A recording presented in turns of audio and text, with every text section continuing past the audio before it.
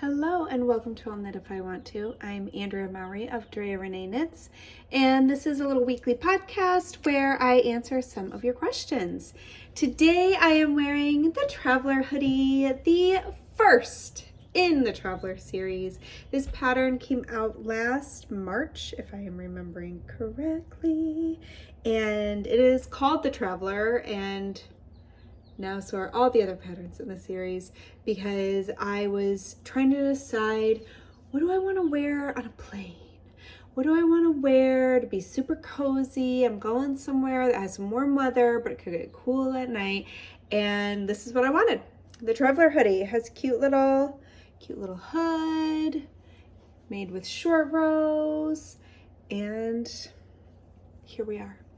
So this one is knit up in the Farmer's Daughter Fibers Recollect. I also have a version that is no hood. It's just a crew neck for those who just aren't into the hoodie idea. And that one I knit up in Ritual Dyes Sprite. And I love them equally. So before we jump into questions, I'm going to do a little flippy floppy and show you my in progress, which is going to clash so bad with what I'm wearing right now because it's so bright. But this is my hand spun Traveler hoodie, which I am knitting for the DRK Spin It to Knit It challenge that we started a couple months ago. This runs all the way to February of next year, and you can knit any of the patterns of the Traveler series. So I have finished my front yoke. I am now on to the back, and this is with my hand spun yarn. This is a traditional 3-ply that I spun up from Wound Up Fiber Arts in the colorway Lightning Bug. And this is gonna be like my summer hood, my summer camping hoodie. So I need to finish it. So I have been working away on that. I actually just got back from a trip. I got to go see my family back in Michigan, which was so fun, so lovely. And this was the project I brought with me to work on. And before I left, I only had a few inches of the body. So I feel like I'm making pretty good progress, and I love how it's turning out. I can't wait to finish it. So that is what I am knitting on. And usually I do my show and tell at the end, but I thought I'm just going to show it now because I can. All right, let's jump into some questions. Question number 1 is about the Weekender crew. I will be starting the Weekender crew here in a bit, and we'll be using 2 different colors. One is going to be the main body of the sweater, and another specialty yarn is going to be used for the shoulders, neck, and pockets. I would love to be able to create the faux seam down the front and back in the contrasting color as well. I have scoured the interweb to try to find another one with a contrasting seam, but can't find one. How can I accomplish this? I'm new to color work, but feel it can be done. So honestly, I would use duplicate stitch. So I think I would still knit it in the color of your body as you go. And then at the end, I would go over that with duplicate stitch in your special color. The reason I would still want to do it in the original as I go is just so you have a guide of where to duplicate stitch, because your fabric is going to be the wrong side, the purl side. It could be tricky, or at least it would be for me, to visualize those knit stitches going perfectly straight up. I think I would make a mistake. So that's what I would do, is I would just go ahead and knit the sweater per the directions, using your different color for the shoulders, the collar, the cuffs if you want, wherever you're putting that contrast color, the pockets. And then I would just use a duplicate stitch using your special yarn and a tapestry needle to go ahead and make that faux seam look like it was always in the other color.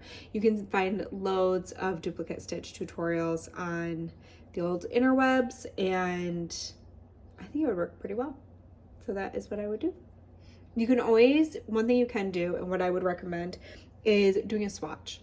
So practice on a swatch, and if you make your swatch a little bit wider, do a faux seam over in this half, like pretend your swatch is 2 different halves, and over here do the faux seam like you would in the pattern, where you're slipping every other row and knitting every other row to create this seam. And then on this one, don't do anything. And see, can I go ahead and duplicate the stitch without having to trace over that faux seam already being there? Or does it work out better for me this way? Which way do I like it better? How do I like the looks of it? That's what I would do, so that you really know what you're getting yourself into and know that you're gonna like the outcome. Next question, is fingering weight yarn equal to a sock weight yarn? I want to do the traveler hat and I have a lot of sock weight yarn, but I don't know if they are the same. So to answer the second half of this, which was the purpose of the question, yes, you can use a sock weight yarn to knit the traveler hat. Just make sure you do your gauge swatch to make sure that your gauge is going to work out the way you need it to. I actually had to do a little research because I have heard fingering weight and sock yarn used interchangeably ever since the big boom of the indie dyers 10 years ago. And I would say a lot of people use them interchangeably. So I had to do some sleuthing. And I did find one person who said that sock weight yarn is actually a little bit thicker than a fingering weight yarn. I didn't do a ton of digging there, so I don't know. You'll have to verify. I could also see it depending on brands. That is one thing I notice, is it depends on the brand and how people are choosing to label their product. So just keep an eye out for that. This might not be 100% consistent across all brands. But I actually found a great article on Modern Daily Knitting. So I'm gonna go ahead and link that below just in case you want to read all about the difference between fingering weight and sock yarn. But really what it came down to is what we're looking for in sock yarn is durability. What gives us durability? More plies and a higher twist. So yarns that are categorized and marketed as sock yarn are generally going to have more plies, and a lot of them are going to have more twist in those plies to help create that durability. A lot of times you also see some nylon mixed in there. They're often superwash, but those two things aren't a must. A regular fingering weight yarn can be anything from a single ply, I think.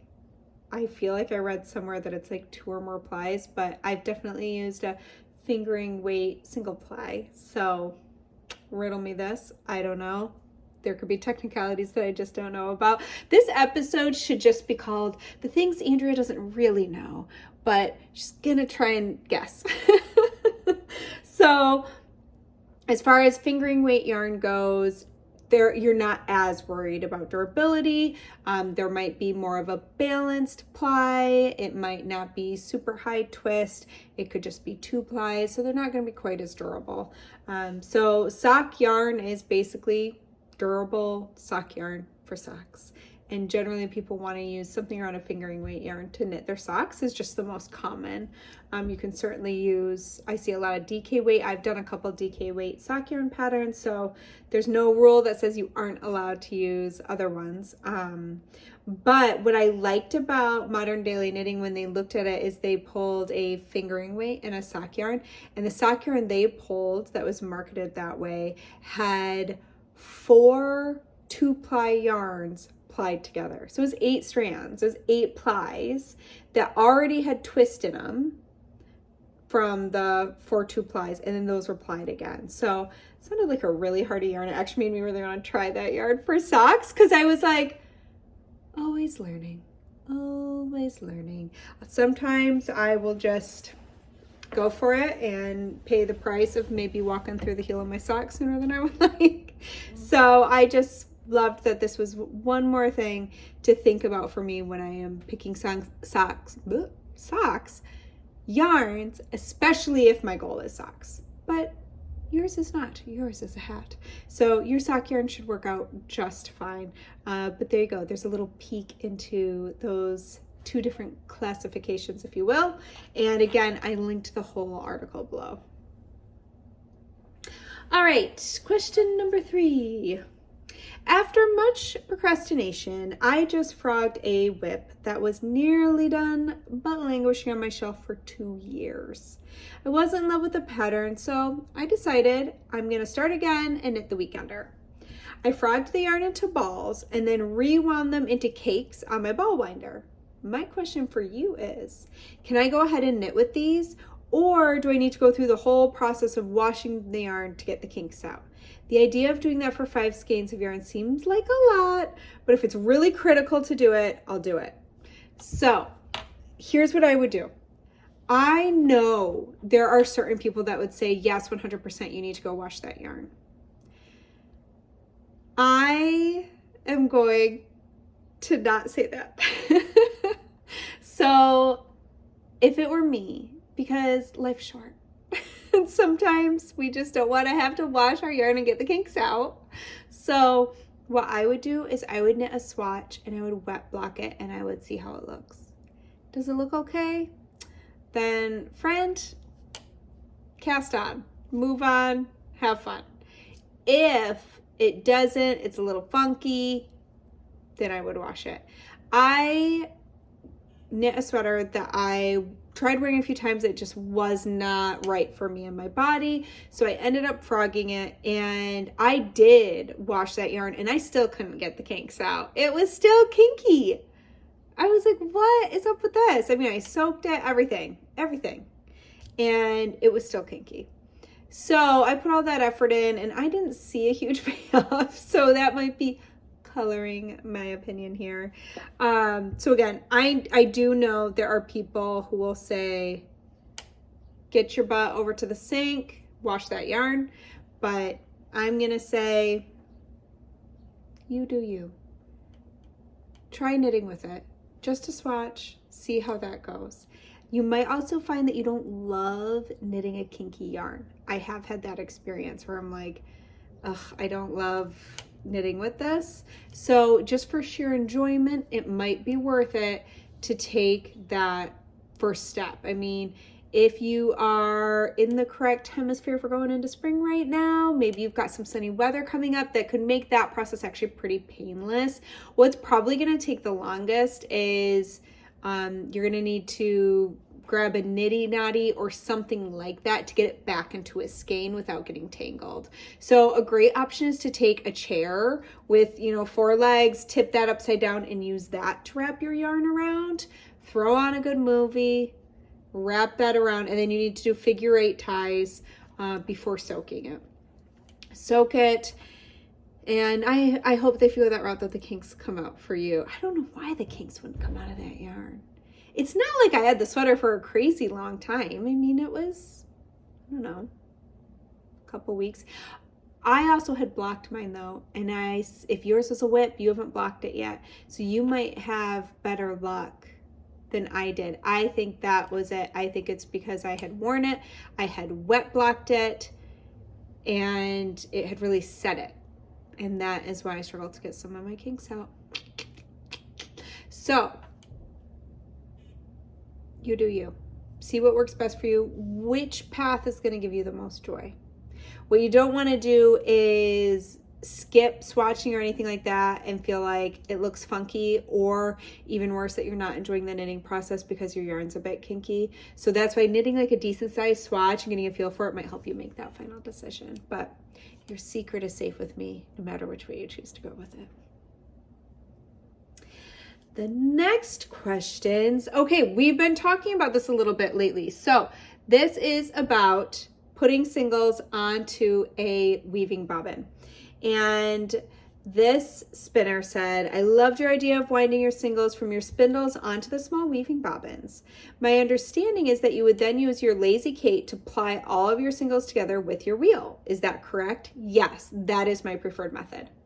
When I received my wooden weaving bobbins, I found they were too small to fit onto my Lazy Kate. The holes are too small. What Lazy Kate are you using that fits them? Whoop. Mine is the Lazy Kate that comes with my wheel, which is a Maja Craft.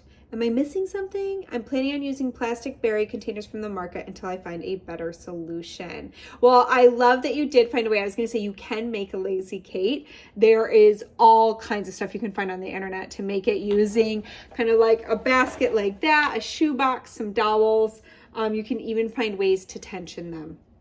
But I do have a favorite Lazy Kate. I try not to play a lot of favorites on here, but I do love this. So my weaving bobbins do fit on my Lazy Kates. I have more than one because they've come with different spinning wheels. So, but here is the one I use. This is my favorite Lazy Kate and is now the only one I use. I love it because, do you see this? See how compact that is? It's heavy.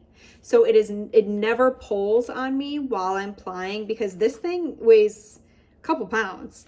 And it has a magnet back here. So you use these metal dowels and then you just flip these up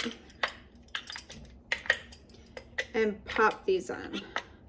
And you can tilt to create different amounts of tension. And so I use all of my weaving bobbins are from Harrisville. I just happen to have some sitting on my desk that are patiently waiting to be applied. So yeah, I can easily fit on here and have a little wiggle room. This guy's trying to grow off of his bobbin now. So yeah, Hanson Crafts. This came with my e-spinner, which is also the main wheel I use for spinning. I love it for, did I say for spinning? For plying. I love it for spinning singles as well, but I especially love it for plying, especially because my bobbins for it are huge, so I can ply a big old skein if I want to. And this Lazy Kate, it takes the cake.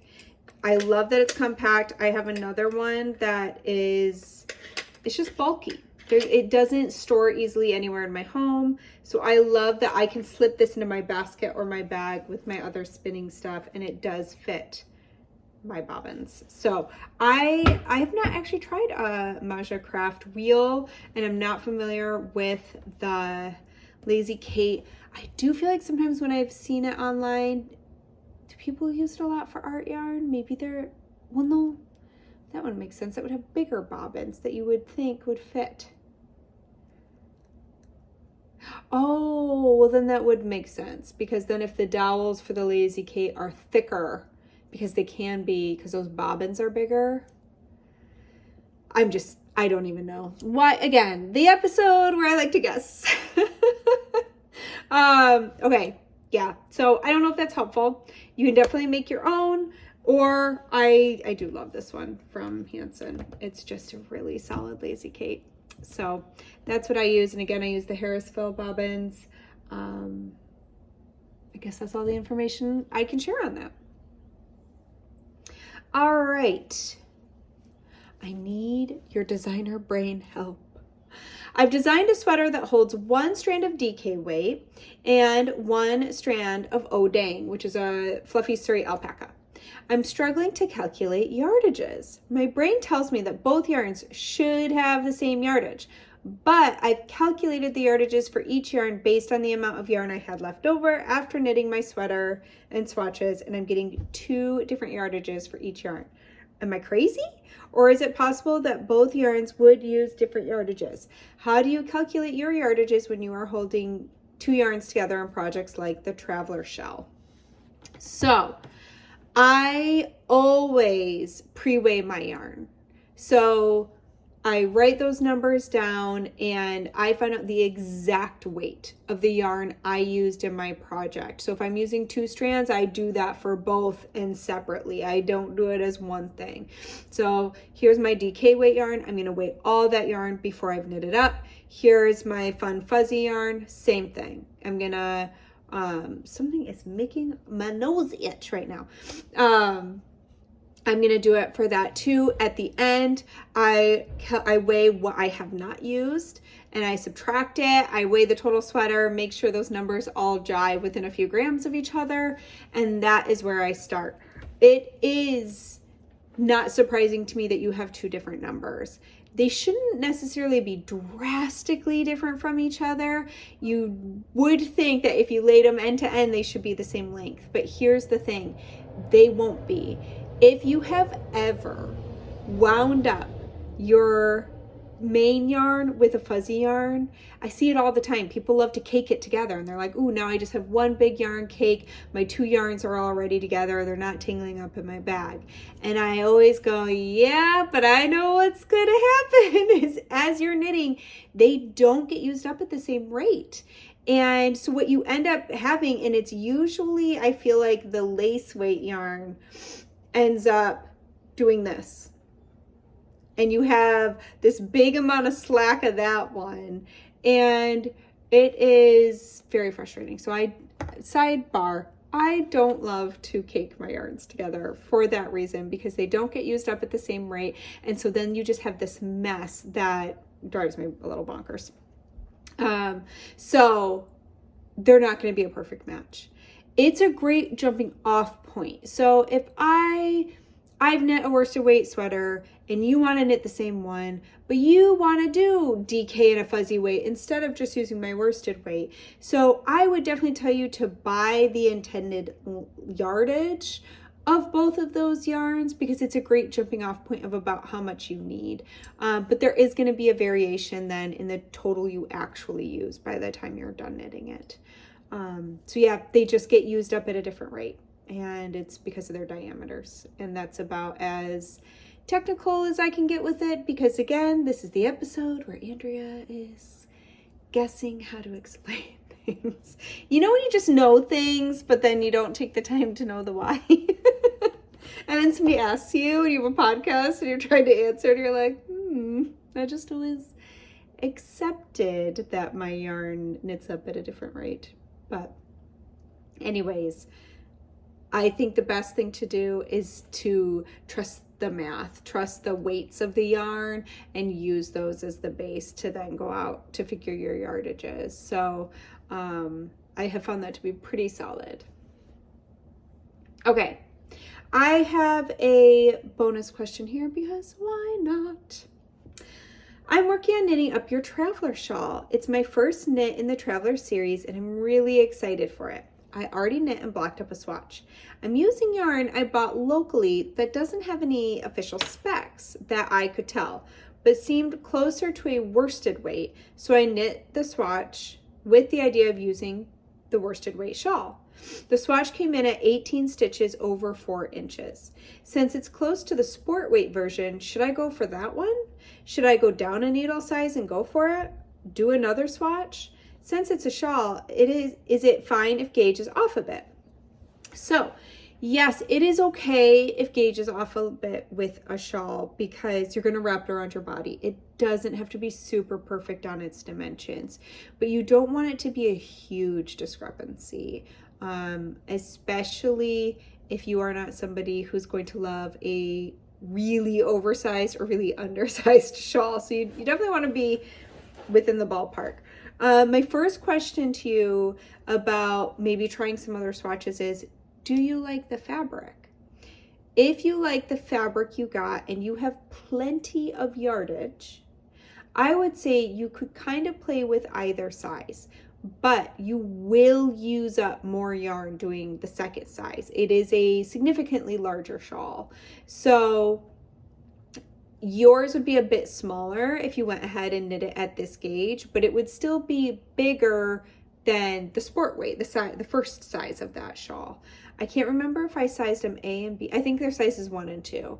So you could stay at the gauge you're at. Let's say you love the fabric you came up with. You like that needle and yarn combo. As long as you have plenty of yarn, you can go ahead and knit the size 2 and it'll be a bit smaller than what's intended, but still larger than size 1. If you like the size of size 1, you could try dropping down needle size and see if you can get the 19 stitches per 4 inches that one calls for, if you want it to turn out just like that one and if you like that fabric. So it's really about you liking the fabric you have, and then I think you could kind of push it to either size, just again make sure you have enough yarn, and see what size you would prefer. If you are like, oh, I'd be happy anywhere between the sizes 1 and 2, then I say go for it where you're at, knit the size 2 with your current needles. Just make sure you have enough yarn. How many times can I say that? It's really one of the most important things in knitting. Make sure you have enough yarn. Okay, that was all the questions. We're doing pretty good on time. We are a day and a bit into the DRK March. Nope, that one's coming to an end. The DRK annual Spring Knit Along Challenge. This is our 7th year. I chatted all about this last week. Now we are smack dab in the middle of it. It is certainly not too late to join. If you have not joined, I will include the forum and the pattern below. You could absolutely jump in today and still have time. The traveler hat, I just don't want to forget. Traveler hat, pattern, and forum. Okay. So, of course, I don't have it right here. Let me see if I can go grab it real quick.